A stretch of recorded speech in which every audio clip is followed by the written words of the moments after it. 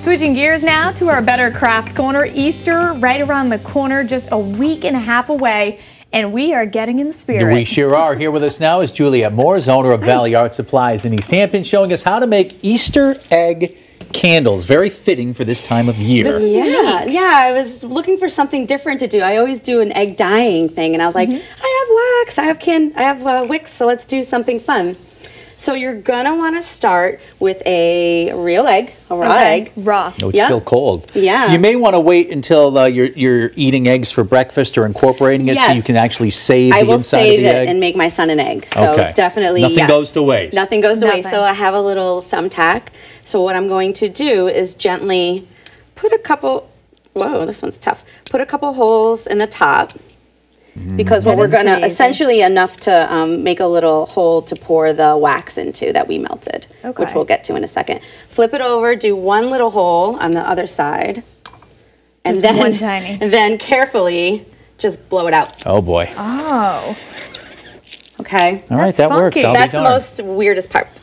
So now, would we rinse it too, or it's good to go? I didn't rinse it because you know what? We'll peel it, and then if you need to rinse it, then you can. Okay. I'd put a little piece of tape on the bottom because I did notice when I filled it with hot wax, some of it did tend to come out a little bit. Okay. The bottom hole. Yes. So here we go. We have our empty egg. I'm just going to put it here for now. Is this the funnel we're using? No, I'm just going to use. Is this like a Barbie funnel? Where would you get something this small? It's glitter. It's for glitter. Oh, okay. It's one of my daughter's crafty ones. So my husband, he bent this for me. Instead of the can. The can. So what I did is I double boiled.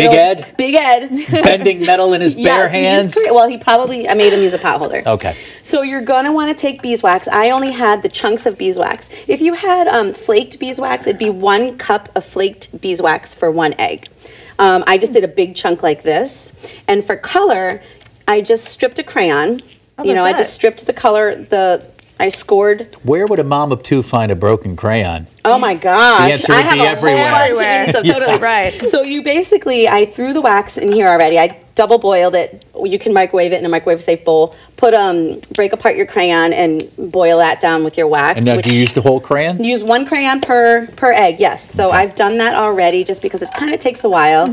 Use a chopstick. Use something that you don't want to use again because the wax, you're not going to be able to clean your pot. Right. So pot holder, because it's super duper hot. All right, so what we're gonna do, I'm gonna poke that little membrane there. Can we use this or no? I'm not gonna use it because look what Ed made for this.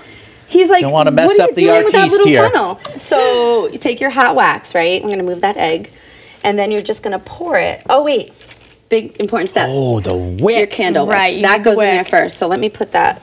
That's super hot. It's hot. I'll take. Oh, don't worry about it. I'm tough. It's not actually as tough as Ed, but I'm tough. Working under pressure. Here you go. Do you want to pour it? Sure. You want to pour it in? So just fill it all the way up. So you hold the wick, fill it up, let it dry for an hour, hour and a half, and then we have one that we can peel on air and see how it came out.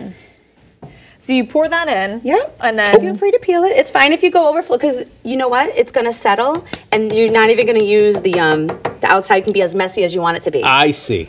Oh, this peels. All right, so I'm done filling it up. Let it cool. Yep. And I'm going to peel it over this. Peel it off. It's a neat little surprise.